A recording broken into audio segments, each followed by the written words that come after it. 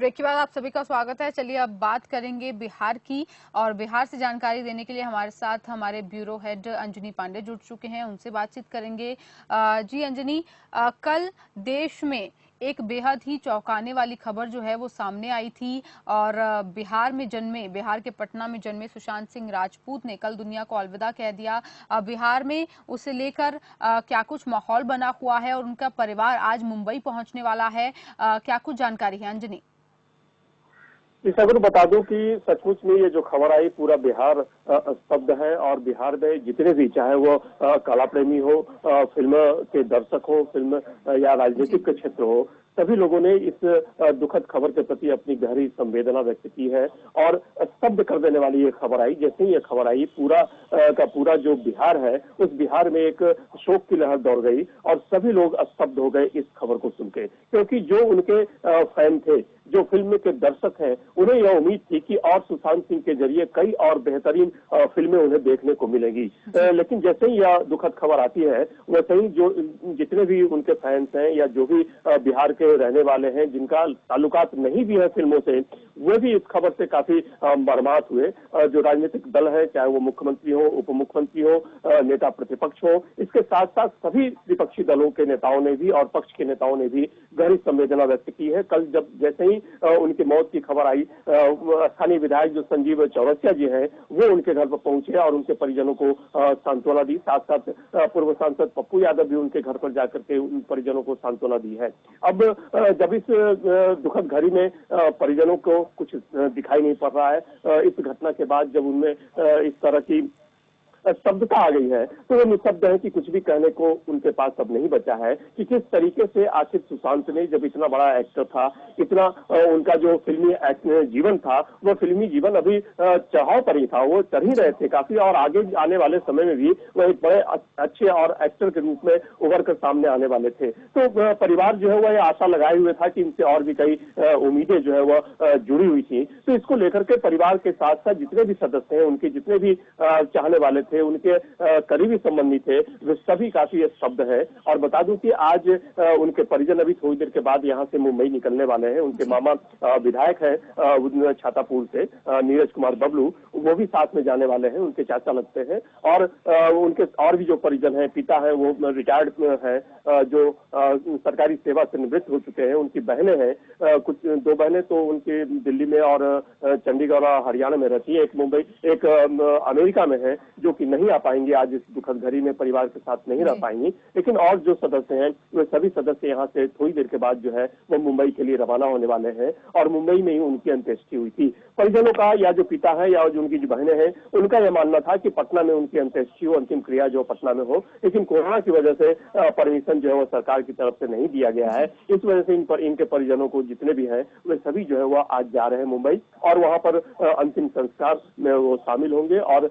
उस अश्रुपूर्ण नेत्रों से जो है वो अपने इन चहेते बेटों को, चहेते अपने परिवार के सदस्य को जो है वो अश्रुपूर्ण विदाई देंगे। इसके बाद ही जो है वह क्या कुछ निर्णय ले पाते हैं परिवार, ये देखने वाली बात होगी। किस तरह से उसके बाद फिर वो कहाँ जाते हैं और किस तरह से काम करते हैं। जी, तो कुछ ही देर में, जैसा कि आपने बताया कि थोड़ी ही देर में बिहार के पटना से रवाना होंगे मुंबई के लिए। मुंबई में अंतिम संस्कार जो है सुशांत सिंह राजपूत का आज होने वाला है, आज होगा। और वहीं पर अगर बात की जाए उनके परिवार के बारे में, तो जानकारी ये मिली थी कि टीवी से ही उन्हें जानकारी मिली कि सुशांत ने आत्महत्या कर ली है। उनके पिता जो है बेसुध हो गए ये खबर सुनने के बाद, और वहीं पर मामा जो है वो न्यायिक जांच की मांग कर रहे हैं।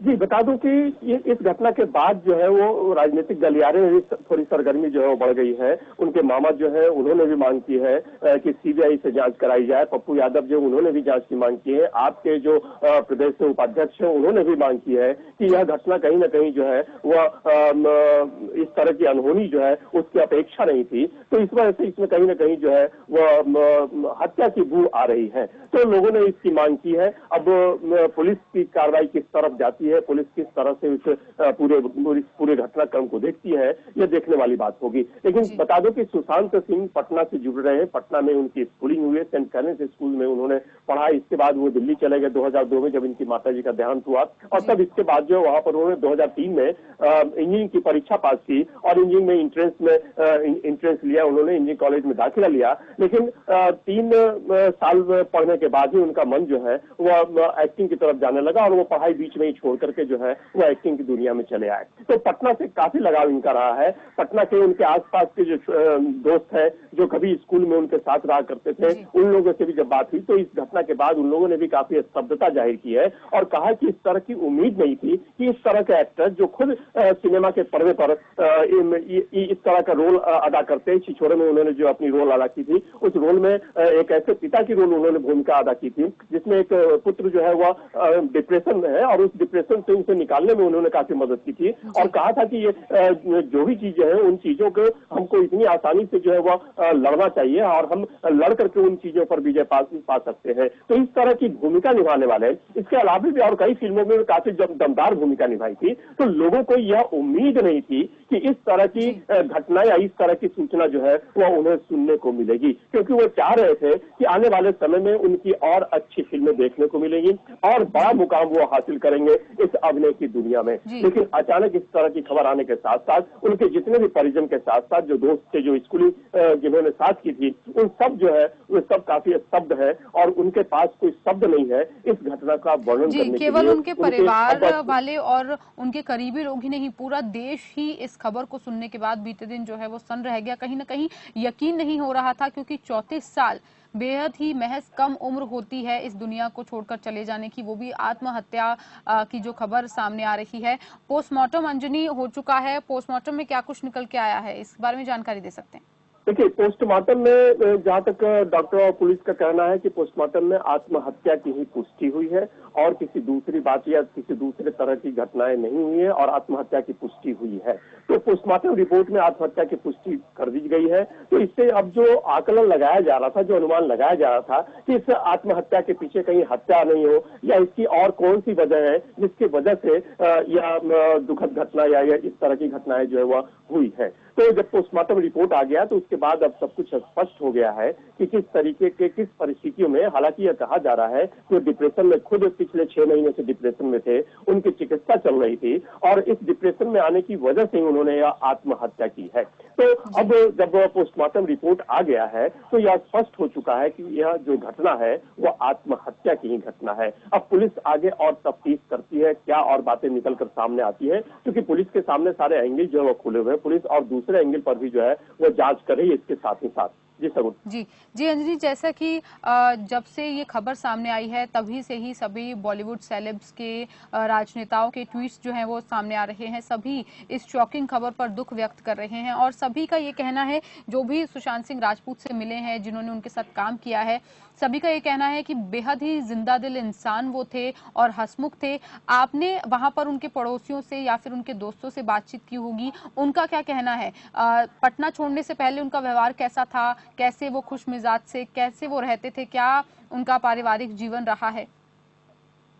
क्योंकि उनके जो परिजन या उनके साथ जो पढ़ चुके दोस्त हैं या आसपास के जो पड़ोसी हैं, उनसे जब हमारी बात हुई तो उन सब ने कहा कि इस तरह की घटना की उम्मीद नहीं थी और काफी जिंदा दिल इंसान थे। बचपन से ही वो काफी तेज थे, तर्रार थे और इस तरह की बातें जो है वो कभी सोच भी नहीं सकता था आदमी, इस तरह की दुखद घटना जो है वो उनको सुनने को मिलेगा। जो भी उनका स्कूलिंग जीवन था, सेंट कैरेंस स्कूल में उन्होंने अपनी पढ़ाई शुरुआती दौर में अपनी पढ़ाई पूरी की थी। तो उसमें उनके साथ जो उनके सहपाठी हैं उन लोगों ने भी बताया कि जब भी वो मिलते थे तो काफी जिंदा दिल इंसान के तौर पर मिलते थे और हर तरह की बातें जो किया करते थे। पिछले साल 11 मई को वो पटना आए थे, उसके बाद से पटना आने का उन्हें मौका नहीं मिला। कुछ पूजा वगैरह उन्होंने किया था, उनकी माता जी का कबूलनामा था जिसके वजह से उन्होंने इस पूजा पाठ को अंजाम दिया था। तो पिछले साल जब 11 मई को भी आए थे तब भी वो काफी हंसमुख दिख रहे थे और किसी तरह की कोई तनाव की बात नहीं थी। जितने भी उनके सहपाठी थे, जितने भी उनके परिजन थे या आस पड़ोस के जो लोग थे,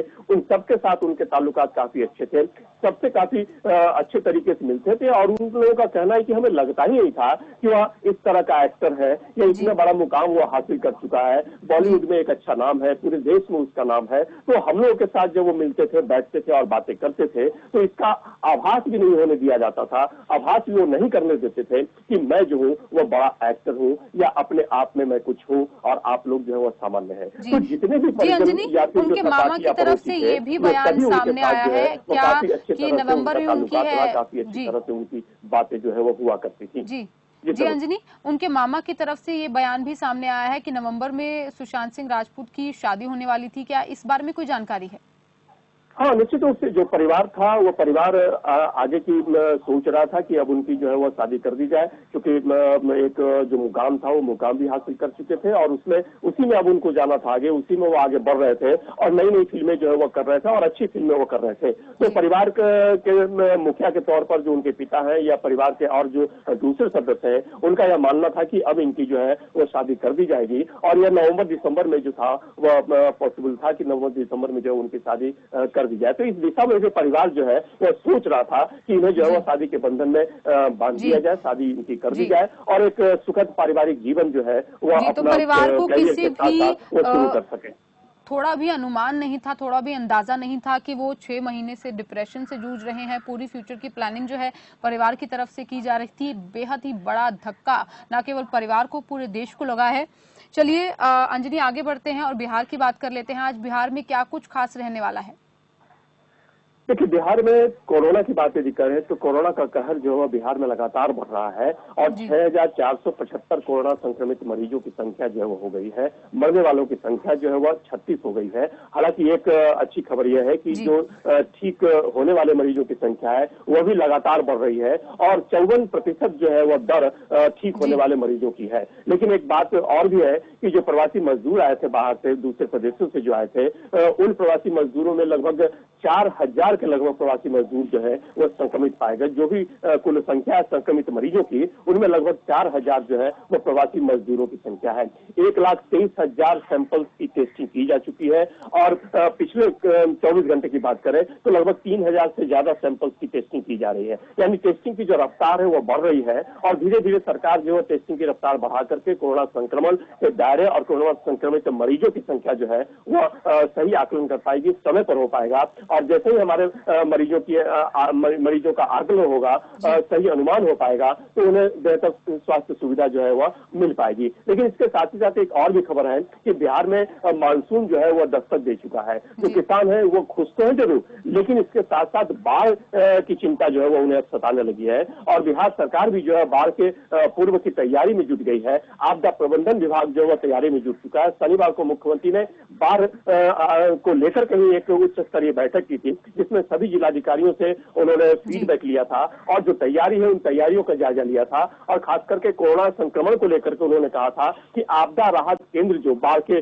दरमियान बनाए जाते हैं उनकी संख्या बढ़ाई जाए, क्योंकि अब जो है सोशल डिस्टेंसिंग को फॉलो करना है। तो इस सोशल डिस्टेंसिंग को फॉलो करते हुए ही जो आपदा राहत केंद्र है उन आपदा राहत केंद्रों की संख्या बढ़ाई जाए ताकि ज्यादा से ज्यादा सोशल डिस्टेंसिंग या कोरोना के संक्रमण का जो खतरा है वो कम किया जा सके और जो सोशल डिस्टेंसिंग है उसको पालन किया जा सके, क्योंकि यह अभी कोरोना का बाढ़ के साथ साथ कोरोना का भी खतरा जो है वो कम नहीं हुआ है और यह भी लगातार बढ़ रहा है। तो इसको लेकर के भी सरकार चिंतित है और मुख्यमंत्री ने उच्च स्तरीय बैठक में सभी जिलाधिकारियों को निर्देश दे दिया है कि जो भी बाढ़ के पूर्व की तैयारियां हैं वो तैयारियां कर दी जाए, क्योंकि मानसून ने दस्तक दे दिया है और इसके साथ ही कटिहार और पूर्णिया के रास्ते जो है मानसून दस्तक दे चुका और आगने वाले 3-4 मौसम विभाग के अनुमान के अनुसार आने वाले 3-4 दिनों में पूरे बिहार में जो है वो अच्छी बारिश होगी। बारिश की संभावना जताई जा रही है। अभी छिटपुट जगहों पर जो है वो कुछ जिलों में ही छिटपुट बारिश जो है वो हो रही है। तो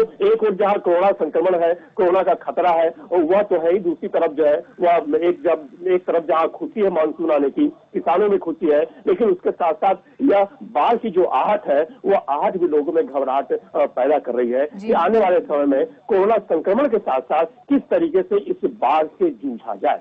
तो जो व्यक्ति है, जो लोग हैं, जो सीमावर्ती इलाकों में या जो बाढ़ प्रभावित इलाके हैं, चाहे वो सहरसा, मधेपुरा, पूर्णिया, सुपौल, कटिहार का इलाका जो है वो बाढ़ प्रभावित इलाका है। उत्तर बिहार का जो इलाका है, सीतामढ़ी, मुजफ्फरपुर, दरभंगा, मधुबनी, ये बाढ़ प्रभावित इलाके हैं। और इन प्रभावित इलाकों के जो लोग हैं वे डर रहे हैं अभी से ही कि आने वाले समय में यदि बाढ़ की स्थिति उत्पन्न होती है तो किस तरीके से उसका सामना किया जाए और सरकार कितना उसके लिए तैयार है, यह भी लोगों को देखने की बात होगी कि किस तरीके से सरकार इस कोरोना के साथ साथ इस बाढ़ से जूझ पाती है और जो राहत है वो उन लोगों तक सही समय पर राहत पहुंचाई जा सके जो बाढ़ से आने वाले अनुमानतः जो बाढ़ है उससे जो पीड़ित लोग होंगे। जी अंजनी, जानकारी के लिए बेहद शुक्रिया, हमारे साथ जुड़ने के लिए शुक्रिया। तो ये बात थी बिहार की, जहां पर मानसून जो है दस्तक देने वाला है, वहीं पर दूसरी तरफ कोरोना के संक्रमितों का आंकड़ा लगातार बढ़ता जा रहा है।